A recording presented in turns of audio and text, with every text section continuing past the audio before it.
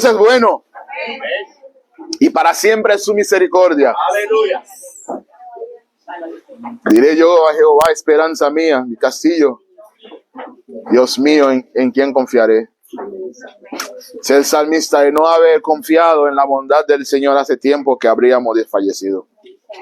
Pero qué bueno que sus misericordias nunca se apartaron de nosotros. Amados, vamos a ver cómo esta noche podemos concluir el tema de la introducción o el estudio panorámico del Antiguo Testamento, que comenzábamos viendo la Biblia, que tiene 2 testamentos, 66 libros, escrito por unos 40 autores en 3 idiomas diferentes. Y veíamos entonces que podemos repartir la historia bíblica en 12 periodos, ¿no? Decíamos entonces que si vemos la Biblia como una historia de 12 historias, porque la Biblia es un libro, son muchos libros y es una revelación. Es un libro porque comienza en Génesis, termina en Apocalipsis. Son muchos libros porque son 66 libros. Y es una revelación que es la revelación de Jesucristo. La historia de la redención por medio de Cristo Jesús, que el mismo Jesús enseñó que así es en el Lucas 24. Pero decíamos que esos 12 periodos lo podemos ver en primero, la Biblia comienza con los comienzos, los inicios. Génesis del 1 al 11. Los inicios, en lo cual vimos la creación, el Edén, la caída y sus consecuencias, el primer pecado del hombre. Luego las primeras civilizaciones, cómo se desarrolló el pecado. Y luego vimos en Noé y el diluvio, el primer juicio universal. Y terminábamos viendo Babel, la confusión de los idiomas o la tabla de las generaciones o la tabla de las naciones. Luego entonces veíamos la historia de los padres, los patriarcas, que va desde Génesis 12 hasta Génesis 50 y son 4 patriarcas. ¿Quiénes son? El primer hebreo, Abraham, Isaac, Jacob y José. Veíamos que desde el Génesis 12 a Génesis 50, como nos habla de esos 4 personajes y como Dios entonces, de hablar del mundo, comienza a hablar de una familia, comienza a darle forma a esta familia. Cuando llegamos a José, 70 personas llegaron a la tierra de Gosén bajo la protección de José a vivir en Egipto. Siglos después, entonces inicia otro periodo que se conoce como Israel en Egipto. En el tiempo de Israel en Egipto, Israel pasa de ser una familia a convertirse en un gran pueblo. ¿Ok? Entonces, en ese tiempo de Israel en Egipto, Éxodo 1 al Éxodo 14, vimos cómo nació Moisés, cómo Dios cuidó de Moisés, 40 años vivió como príncipe, fue criado, educado para gobernar. Luego Moisés va al desierto como exiliado, donde vive otros 40 años siendo príncipe, 40 años aprendiendo humildad, siendo humillado, aprendiendo a no ser nadie. Y luego entonces Dios llama a Moisés y lo trae de vuelta a Egipto a ser el gran libertador, ¿no? Entonces, del Génesis, del Éxodo 1 al 14 es Israel en Egipto. Luego, cuando cruzan el Mar Rojo, en el Éxodo 14, dejan Egipto atrás, ¿van a dónde? Al desierto. Van al desierto, donde van a vivir otros 40 años. ¿Sí? Pero hay 2 cosas importantes que ocurrieron en el desierto que va a dar forma a la vida de Israel. Número 1, la revelación del tabernáculo, que gobierna la adoración, que da forma a la adoración de Israel. Luego la revelación de la ley, comenzando con los 10 mandamientos, que le da forma a la relación de Israel con Dios y la relación de Israel en sus semejantes. ¿Ok? Entonces son las 2 cosas más importantes que ocurrieron en el desierto. Después de 40 años en el desierto, entonces entran ellos a la tierra prometida y eso lo llamamos conquista y transición. ¿Ok? El libro de la conquista es el libro de Josué. Conquistaron Jericó, conquistaron la parte sur de Canaán, luego la parte norte. Y después de la conquista van a pasar por un tiempo de transición de unos 300 años en el período de los jueces, en el cual Israel peca contra Dios, Dios los abandona, caen como esclavos de otros pueblos, se arrepientan, Dios levanta un juez que los liberta y el ciclo se repite 12 veces. ¿Ok? Entonces, desde Otoniel hasta el último de los jueces que va a ser prácticamente Samuel. Luego entonces Israel va donde Samuel y le dice: estamos cansados de tener jueces, queremos un rey. Y ahí inicia entonces, después de la transición, lo que se conoce el inicio de la monarquía, o el Reino Unido, o el inicio del reino. Que vimos entonces que los primeros reyes de Israel en el Reino Unido fue primero Saúl, después David, después Salomón. Cada uno gobernó por unos 40 años, es decir, el Reino Unido duró alrededor de 120 años.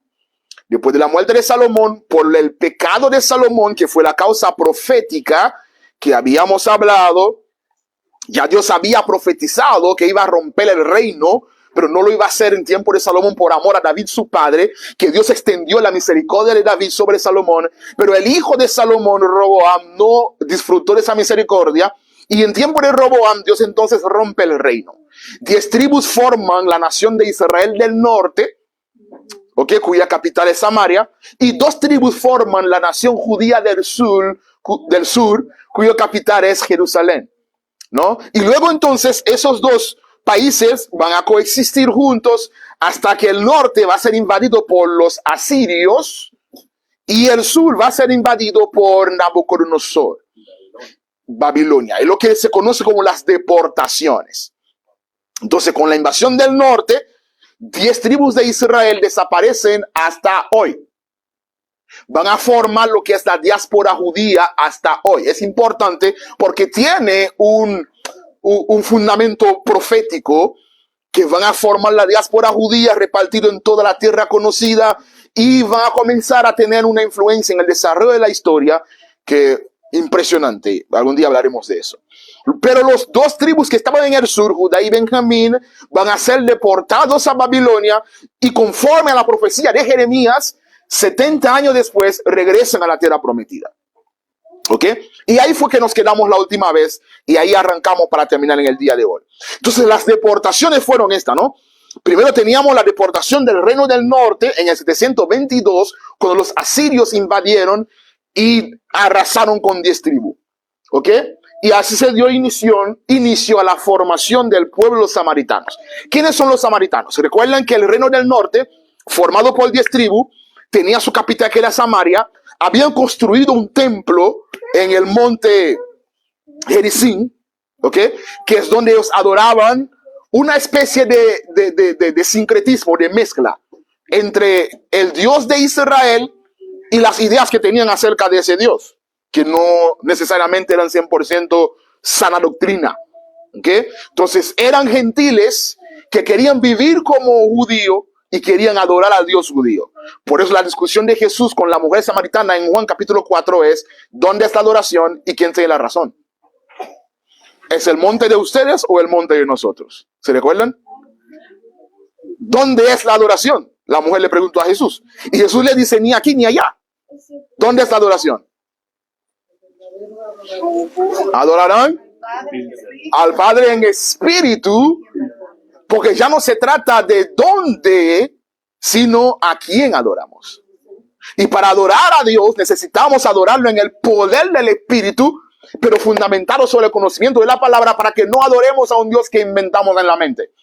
Porque si adoramos nuestra propia idea de Dios, no el Dios que fue revelado, estamos practicando una idolatría inconsciente. Porque cuando adoramos la idea que tenemos de Dios, no el Dios que se reveló, estamos adorando un Dios que hemos fabricado nosotros. Por eso la adoración debe ser en espíritu y en verdad. Pero en el 586 va a ocurrir la deportación más importante, ¿ok? Que es cuando se va a cortar el linaje real. Cuando Nabucodonosor entonces invade, mata a los nobles, esclaviza a las mujeres, destruye el templo, destruye los muros y se lleva consigo toda la historia y toda la gloria de Israel. De esa última deportación entonces, 70 años después, va a comenzar a ocurrir lo que es el retorno. El retorno es importante. ¿Por qué? Porque el retorno de Israel no solamente marca el inicio de las profecías de casi todos los profetas, ¿ok?, que habían dicho que Dios iba a traer de vuelta a Israel a la tierra, también marca en cierto sentido lo que es la activación del calendario profético del fin del mundo. Escuchen eso. Cristo no había venido, pero con el retorno de Israel se activa el calendario del fin de los tiempos. Y le voy a decir por qué. Israel fue deportado en 3 movimientos, ¿ok? Nabucodonosor invadió en 3 movimientos a Israel. Invade en el 607, cuando llevó esclavo a Daniel y sus amigos. Invadió en el 599, cuando se llevó a Ezequiel y otros 10,000 judíos. Y vuelve a invadir en el 586, cuando destruyó todo. ¿Ok? El sur, recuerden que el norte, siglo antes, fue deportado y nunca regresó. Todavía está en el exilio. ¿Ok? Comenzaron a regresar unos cuantos a partir de 1946, ¿no? Después de la Segunda Guerra Mundial, comenzó un grupo de estos a regresar. Pero de estos, el grueso de estos nunca regresaron. Se quedaron en el exilio. Pero de estos que fueron llevados a Babilonia, van a comenzar a regresar a partir del 536 y van a regresar prácticamente como si fuese en 3 grupos también. Para nosotros ver la historia del regreso de Israel, necesitamos leer 3 libros de la Biblia, que es Esdras, Nehemías y Esther. Aunque de verdad son 2 libros, porque Esdras y Nehemías era un solo libro hasta el siglo XIX. Fue después del siglo XIX que se repartió en 2 libros. Por lo tanto, son 2 libros. Esther y Esdras y Nehemías, entre paréntesis. Cuando leemos Esdras del capítulo 1 al 6, presten atención acá. Esdras capítulo 1 al 6, Esdras del 7 al 10 y Nehemías 1 al 13 es una sola historia corrida. ¿Ok? Sin embargo, la historia que tenemos en el libro de Esther, ¿han oído hablar del libro de Esther? Lo que está en el libro de Esther va entre el capítulo 6 y el capítulo 7 de Esdras. Me explico. Si quieren leer la Biblia en forma corrida, deberían leerlo así. Estás leyendo Esdras, tú lo lees del capítulo 1 al 6, lees a Esther y después lees del 7 al 10 de Esdras. Y eso pasa muchas veces en el Antiguo Testamento, que la historia no está en orden. Por eso a veces tú lo lees, tú dices, pero estoy confundido. Están hablando de un juez, de un rey aquí, pasan 3 libros y vuelven a hablar de él otra vez, pero ¿es el mismo o es otro? ¿Le ha pasado? Entonces, así se organiza la historia del retorno. Vas a ver que hay un rey en Esdras 1 al 6, pero en el 7 al 10 está el nieto de ese rey. Uno pregunta ahorita al papá. El papá está aquí. Por lo tanto, la historia es en ese orden que va. ¿Ok? Esdras 1 al 6, que va desde el 536 al 515, la restauración de Israel, cuando Esdras regresa y va a producir lo que son las reformas espirituales. Va a limpiar el templo, va a separar los matrimonios mixtos. Luego tenemos el reinado de Esther, la historia, esa novela muy hermosa, las grandes reformas que va a hacer Esdras y la reconstrucción de los muros en mano de Nehemías entre el 454 al 422. En el 422, 420, 415 más o menos antes de Cristo, es cuando se pone fin a la historia de Israel y las últimas, la palabra que ando buscando, la última actividad profética o actividad reveladora de Dios ocurre en ese tiempo. Después de la muerte de Esdras, que vivió en la misma época que Malaquías, que Zacarías, Dios no vuelve a interactuar con el pueblo hasta el Nuevo Testamento, cuando le habló a Zacarías, el papá de Juan el Bautista. Es lo que se va a conocer como 400 años de silencio. ¿Ok? Entonces eran literalmente 400 años en la cual el cielo se cerró. El cielo se cerró y Dios no habló con nadie. Entonces, por eso, en el 422, hasta ahí terminó la interacción de Dios con Israel en el antiguo pacto. Entonces, 3 grupos van a regresar. Lo que en la profecía se conoce como el remanente de Israel. El primer grupo, lo vemos en Esdras 1 al 6, el líder que los va a liderar es uno llamado Zorobabel. Con Zorobabel van a regresar unos 50,000 judíos. Paréntesis. Cuando Nabucodonosor invadió Israel, vivía en toda la nación alrededor de 3 a 5 millones de judíos. Como consecuencia del pecado, Dios los exilia. Y de ese exilio, ¿cuántos van a regresar? Alrededor de unos 70,000. Porque Israel se quedó en el exilio, nunca regresó. ¿Ok?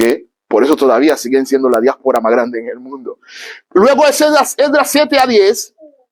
El mismo Esdras va a encabezar un segundo grupo de 2,000 líderes, va a regresar con ellos. Y el último grupo, Nehemías, es quien va a regresar con ellos, que también es otros 2,000 para reconstruir los muros de la ciudad y un milagro que va a lograr hacer en apenas 52 días. Ahora, todo lo que estoy diciendo, toda esa teoría, esas fechas, nombres, ¿para qué? Para que aprendamos algunas lecciones.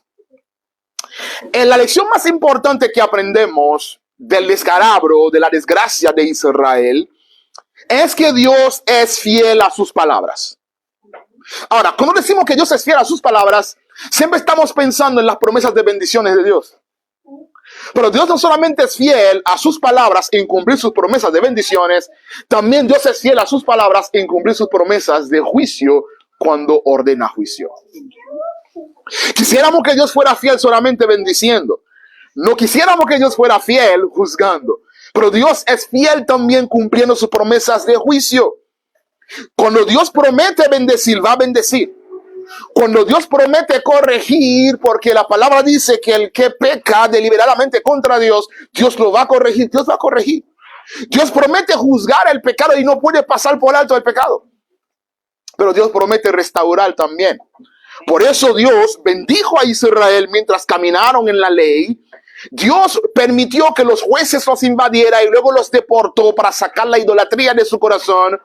Allá en el exilio Dios los juzgó duramente, pero conforme a su palabra que le había dado incluso a Moisés en Deuteronomio. Luego a Jeremías Dios los trajo de vuelta a la tierra en restauración. Esa es la lección más importante que aprendemos. Pero otra lección que aprendemos es que Dios es Señor de la historia y Él es el principal protagonista de la historia.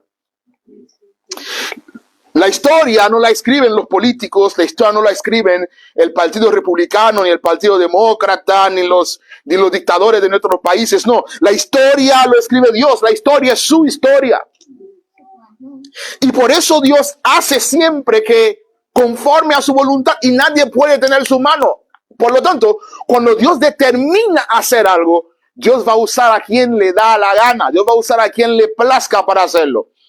Por eso Dios llama al rey de Siria, al rey persa, Ciro, mi siervo. Dice Dios, voy a llamar a Ciro mi siervo. O sea, Dios usa a un impío como Ciro para hacer cumplir una profecía y permitir que Israel pudiese regresar a la tierra prometida. A veces Dios usa impíos para hacer cumplir sus propósitos. A veces usa a justos, como en el caso de los profetas. Usa hombres, usa mujeres, usa niños, como cuando llamó a Jeremías o cuando llamó a Samuel. Pero su propósito siempre se cumple. Por lo tanto, nuestra mayor petición de oración debe ser siempre: Dios, que se cumpla en mí tus propósitos. Que se cumpla en mi vida tu voluntad. De la forma que tú lo has determinado. A veces que no lo entendemos, que nuestra pequeña mente no toma forma. Pero Dios tiene su forma y su manera de hacer cumplir siempre sus propósitos. Amén. Y si algo que aprendemos en toda la historia de Israel es esta, es que Dios está sentado en su trono. Y si algo necesitamos entender en este tiempo que estamos viviendo, de tanta incertidumbre, de enfermedades, de injusticia, de engaño, de traiciones, de desilusiones, es que Dios está sentado en su trono. Dios está sentado en su trono, no se ha movido. Dios nunca se pone la mano en la cabeza y preguntarse cuál va a ser su plan B. Dios tiene un plan, lo está ejecutando y le va a quedar siempre perfecto porque su plan es perfecto. ¿Alguna pregunta, algún comentario de la historia de Israel? Entonces Israel, toda la historia bíblica comienza con los comienzos. Luego los patriarcas, Israel en Egipto, Israel en el desierto, la conquista y la transición, Reino Unido, Reino dividido, deportaciones y retorno. Ese es el Antiguo Testamento. Así de sencillo el Antiguo Testamento es. ¿Lo decimos de nuevo? Inicios, patriarcas, Israel en Egipto, Israel en el desierto, conquista y transición, Reino Unido, Reino dividido, deportaciones y retorno. Eso es el Antiguo Testamento. Eso es todo el Antiguo Testamento. Una pregunta. Dime, Juan. ¿Por qué después de eso con Israel? Pues la franja de Gaza, esa gente ¿viene siendo los que? Eran los que... Son filisteos. Filisteos. Sí. Okay. Son filisteos. El terreno es Israel, ¿no? Mira, cuando Israel regresa después de la Segunda Guerra Mundial a reclamar el territorio, Ok, mira, Israel se va de la tierra prometida en el 70 después de Cristo. El último bastión hebreo deja de vivir en la tierra propia cuando fueron expulsados por los romanos en el 70 después de Cristo. Estamos hablando de prácticamente casi 2000 años. Regresa a Israel y dice, mira, esta tierra en 2000 años, ¿cuántas naciones habían vivido en la tierra prometida? Muchísimas. Y regresan y dicen, esa tierra de nosotros. Y cuando le preguntan a Israel, muestra el título de propiedad, sacaron la Biblia.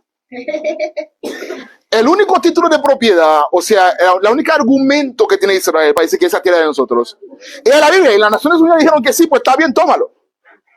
¿Ok? Pero había pueblos viviendo ahí, que eran los palestinos.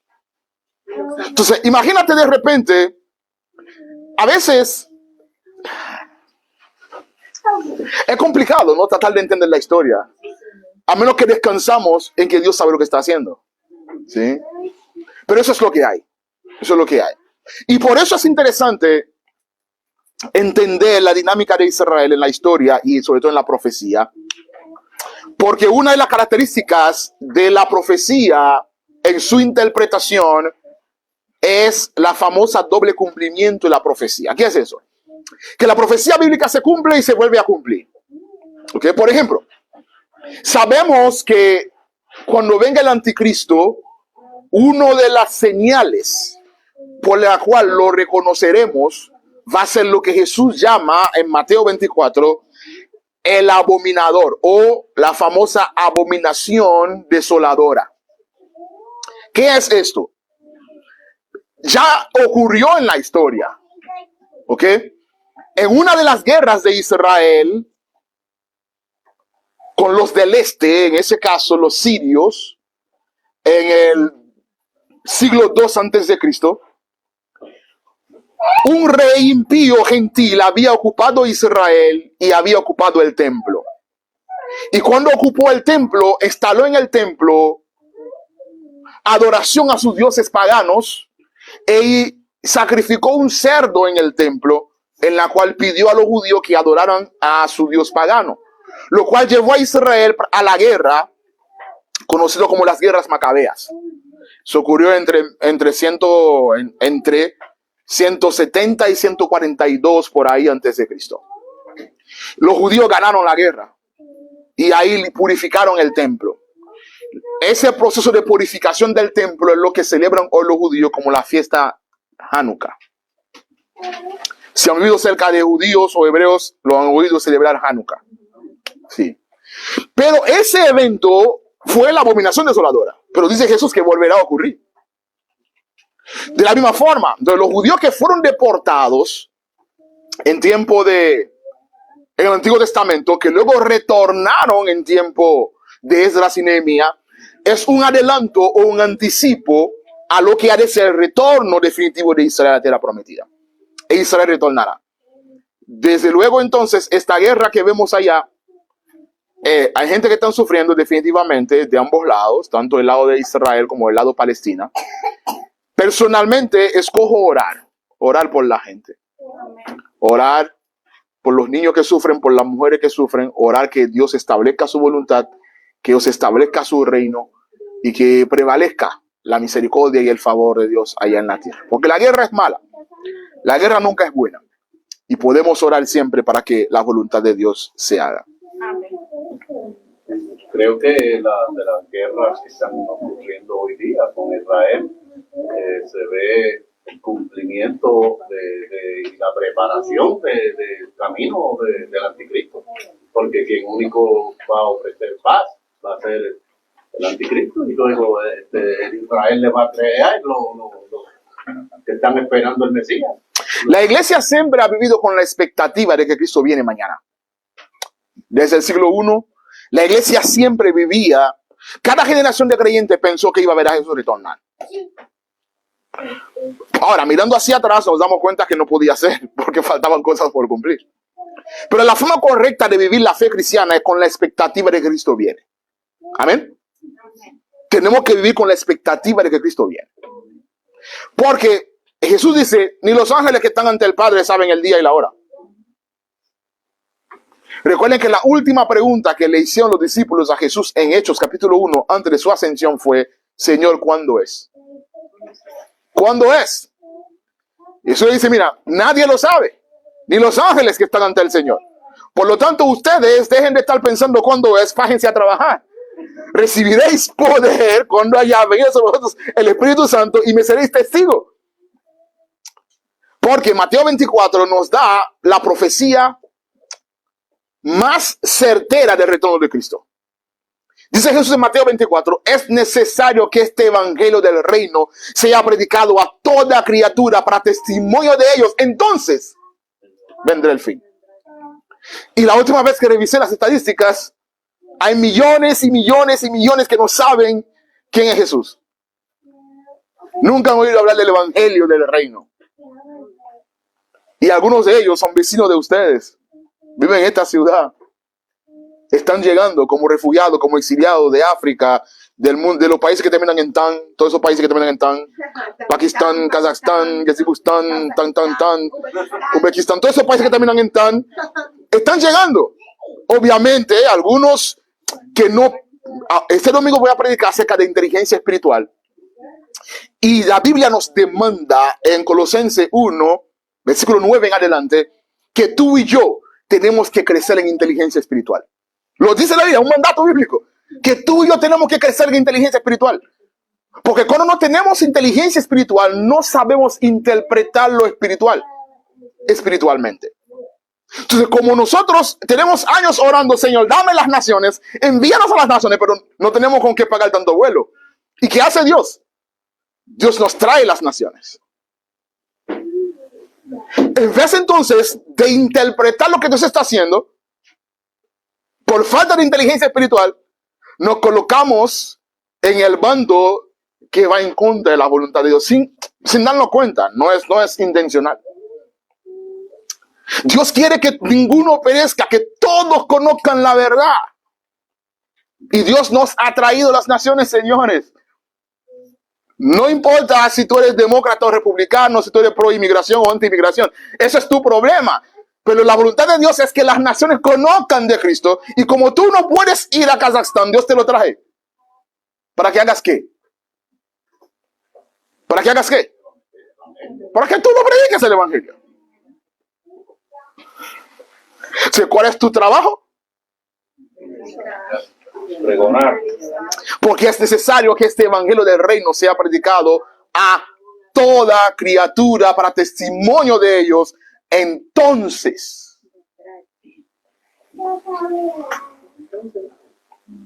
me encontraron con gente, le pregunto, ¿tú sabes quién es Jesús? Y me preguntan, ¿cuál es Jesús? ¿El vecino mío o el que trabaja conmigo?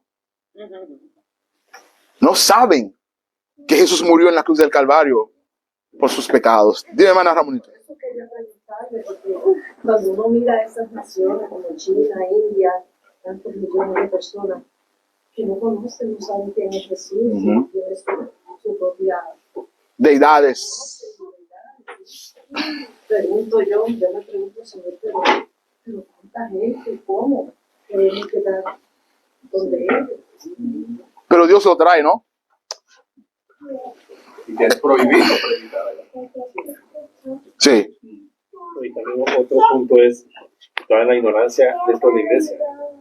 Y te explico rapidito. Con el eclipse, la esposa de un muchacho que es cristiano, va a la iglesia. Y ella estaba, la esposa que va mucho a la iglesia, muchos años, estaban aterrados que porque iba a posiblemente un cataclismo, porque leyendo todo lo que aparecía en internet, le hizo comprar maridos que agua por cantidades, comida amontonada, que porque iban a la iglesia hace muchos años. Yo le decía al muchacho, pero usted no puede, ella no ve la palabra, pues. No entiende cómo son los tiempos, la palabra lo dice. No sabemos exactamente, pero el día de la crisis, yo no creo que ha pasado algo. No pasó nada. No es una señal, que es un cataclismo. Si se oscurece en 3 días, ahí estamos hablando. Pero Es que el pueblo perece por falta de conocimiento, por falta de entendimiento. Porque mira, no es más fácil creer en las fábulas que creer en la verdad. Es más fácil. Porque la fábula mayormente se acomoda a nuestras fantasías, a lo que quisiéramos que ocurriera, a nuestros temores. Pero la verdad se acomoda a lo que Dios determina. Y lo que Dios determina no siempre nos gusta, lo que Dios dice. Porque sabemos que la voluntad de Dios es buena, agradable y perfecta. Pero buena, agradable y perfecta ¿para quién? Para Dios. ¿Sí? La voluntad de Dios es buena, agradable y perfecta para Él. ¿Ok? ¿Ustedes creen que cuando Dios le dijo, por ejemplo, al profeta Oseas que se casara con una prostituta, ¿era la voluntad de Dios, sí o no? ¿Eso fue agradable para Oseas? No. ¿Te imaginas tener a tu esposa en la casa y llegarle al trabajo, no está? Y cuando sales a buscarla y vas, la encuentras en una casa con una fila de hombres esperando, haciendo turno para ir a tener un encuentro con ella. Y la toma de ahí, la lleva a la casa, al día siguiente vuelve, desaparece de nuevo. Le pare 3 muchachos, 2 de ellos no eran de Oseas.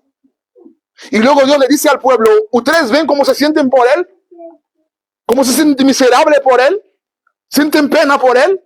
¿Sienten que está viendo una injusticia? Pues así me siento yo. Yo fui todo el día como un esposo para ustedes y cada día me abandonan para ir en pos de dioses falsos. Los amé, los cuidé, los protegí, los alimenté. Y en vez de ser fiel a mí como su Dios, ellos van a entrar en pos de dioses que lo único que hacen es tomar de ustedes sin darles nada. Vaya forma de aprender la lección. Vaya forma de aprender la lección. Dice Dios, así es mi amor incondicional.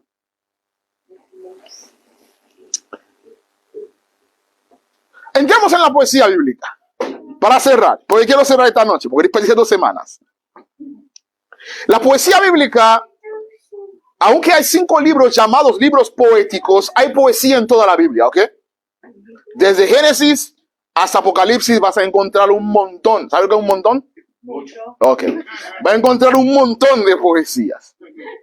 Por ejemplo, en el Génesis capítulo 2, cuando Adán vio a Eva y dijo, he aquí, carne y Hueso. de mi hueso, será llamado su nombre varona, porque del varón fue tomado. Eso es poesía, ¿no?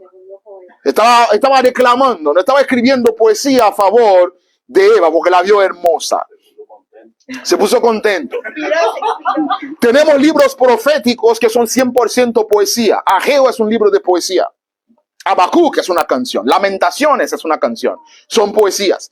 Pero como pueden ser catalogados como profecía, pues están como profecía. Por lo tanto, hay 5 libros que llamamos libros poéticos. Job, Salmo, Proverbio, Eclesiastés y Cantares. Hay 4 formas que podemos clasificar la poesía. Tenemos poesía sapencial. La palabra sapencial significa sabiduría. En ese caso tenemos 3 libros sapenciales, que es Job. Es un libro de filosofía que responde la pregunta ¿por qué sufren los justos? ¿Se han hecho esa pregunta a todo el mundo alguna vez, no? ¿Por qué le pasan cosas malas a gente buena? ¿Amén? ¿Por qué le pasan cosas malas a gente buena? Dice el predicador americano Sproul, que era de aquí de Pensilvania, eso ocurrió una sola vez en la historia y él se ofreció, fue a Jesús. Porque al final del día todos somos malos, merecemos que nos pasen cosas malas. Dice Sproul. Pero el libro de Job responde la pregunta, ¿por qué le pasan cosas malas a gente buena? Si Dios mismo dice que Job era un hombre recto, perfecto, temeroso de Dios y apartado del mal. Luego tenemos el libro de Proverbios, que son dichos sabios o los dichos del abuelo, literalmente. ¿Cómo vuelve el sabio a los jóvenes enseñándole proverbios? Luego el Eclesiastés, que es otro libro de filosofía que responde la pregunta, ¿para qué rayo estamos aquí en la tierra? Y el que lo está preguntando, creo que es el único ser humano que vivió en la tierra que alcanzó la plenitud de los deseos de su corazón. Dice el autor de Eclesiastés que yo hice todo cuanto se me ocurrió. Cuando quise mujeres tuve 1000, cuando quise palacio tuve los mejores, cuando quise carros tuve los mejores, Jeepeta, IBM, Mercedes, Tesla, me hice una colección que no cabía en el país. Cuando quise tener jardines, planté jardines que eran maravillas en el mundo. Yo tuve riqueza, amontoné riqueza más que todo lo que fueron antes de mí, que no puedo gastarlo en 1000 años. Pero al final de todo eso me doy cuenta que soy un bendito miserable. Nada de eso me llena. Y él termina en el capítulo 12 del libro diciendo, si el hombre no existe para tener muchas mujeres, si no existe para emborracharse, si no existe para hacer tener poder, fama y riqueza, ¿para qué existe? Y él responde, para temer a Dios y guardar sus mandamientos. Que es lo único que le ha sentido a la vida del hombre. Por eso que a veces yo me pregunto, ¿será que nosotros no creemos en la Biblia? Porque hay varias formas de aprender, varias formas. Podemos aprender por la experiencia propia o podemos aprender por la historia de otro. ¿Vale? Queremos aprender por nuestra propia experiencia que buscar los juguetes de ese mundo nos satisfacen, o preferimos creerle a Salomón que sí lo tuvo todo y dijo que no le satisfizo. Porque a veces perdemos de perspectiva lo glorioso, lo hermoso de Dios, para irnos en pos de juguetes de plástico de este mundo. Jesús lo dijo en una ocasión. Trabaja no más duro, sino más inteligente. Busca el reino de Dios y su justicia. Y todo eso que te roba tu salud, que te roba tu sueño, que te roba el tiempo con la familia, todo eso que te mortifica, os será añadida. Pero debes buscar el reino de Dios y su justicia. Amén. Entonces esos son los sapenciales. Luego tenemos la poesía lírica, que son las canciones, ¿no? Como cantares, la mejor de las canciones, el canticum canticorum, el ashmashmaton en griego, es la mejor de las canciones, que es un cántico de dos parejas encendidos en el amor el uno hacia el otro. En ese caso, un hombre y una mujer. Y cantan al amor. Cantan a cómo se desean, cómo quieren encontrarse, lo que se quieren hacer en la noche de la luna de miel y después. Luego tenemos algunas poesías que son proféticas, como algunos salmos mesiánicos, o el mismo Lamentaciones, o Habacuc, que profetiza sobre el retorno, la reedificación del templo. Algunas profecías que son de historia, poesías históricas, y etcétera, etcétera. Así que los poéticos son esos 5 libros que tenemos, y algún día, tal vez después de verano, vamos a tomar un tiempo para estudiar cada uno de ellos por separado. Y la última sección del Antiguo Testamento son los proféticos. La palabra profecía o profeta significa portavoz, o el que habla en lugar del otro. Cuando Moisés le dijo a Dios en el monte de la zarza ardiente que él no sabía hablar, Dios le dijo a Moisés, te voy a poner a Aarón por profeta, te pondré a Aarón por portavoz. Tú hablarás con él y él hablará al pueblo. La palabra significa literalmente portavoz o speaker. ¿Ok? Luego la palabra profecía significa revelación o enseñanza bíblica. Por lo tanto, una profecía no es solamente decir que Dios te va a bendecir, te va a dar un esposo, una esposa, un carro. Profecía es decir lo que Dios dice. Y la profecía más segura, ¿cuál es? ¿Cuál es la profecía más segura? La palabra de Dios, de Génesis a Apocalipsis. Esa es la profecía más segura. ¿Tú quieres una profecía? Abre la Biblia. No tienes que pagar un vuelo, ir a Florida o a Indianapolis o a Kansas City a que te profetice un profeta. Abre la palabra de Dios y Dios te profetiza. Así que tenemos 17 libros en la Biblia llamados libros proféticos. Pero son 16 profetas porque hay uno que tiene 2. Jeremías tiene 2. Tiene a Jeremías y tiene Lamentaciones. ¿Ok? Los primeros 5 son llamados profetas mayores. Y luego los 12 pequeños son profetas menores o el libro de los 12. Porque es un solo libro, ¿ok? En la Biblia hebrea, en el Tanakh. Ahora, ¿de qué hablan los profetas? Por lo menos hay 6 mensajes que se resumen en todos los profetas. El mensaje principal de Habacuc, Ageo y Ezequiel es amonestación de Dios en contra de la idolatría y la corrupción moral. ¿Qué diría Ezequiel, Habacuc y Ageo hoy si vieran el estado del pueblo de Dios o de nuestras naciones?